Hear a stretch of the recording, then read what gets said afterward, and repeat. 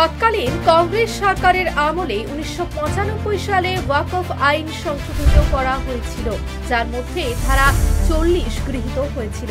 এই ধারা একতরফাভাবে কোনো সম্পত্তি ওয়াকফ সম্পত্তি কিনা তার সিদ্ধান্ত নেওয়ার ক্ষমতা দেয়।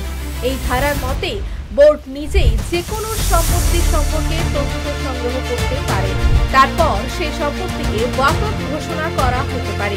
সেক্ষেত্রে যদি প্রশ্ন ওঠে এই সম্পত্তি সুন্নি ওয়াকফ নাকি শিয়া ওয়াকফ, এই ধারা অনুযায়ী উপযুক্ত তদন্ত করার পরে প্রশ্ন অনুযায়ী সিদ্ধান্ত নিতে পারে।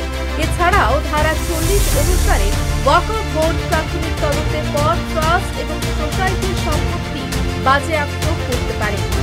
ওয়াকফ বোর্ড সেই কাজগুলি তখনই করতে পারত যদি না ট্রাইব্যুনাল কর্তৃক তাদের দাবি প্রত্যাহার বা সংশোধন করা হতো। ওয়াকফ বিল পাশের ফলে এই ধারা পুরোপুরিভাবে বাতিল হয়ে গেল।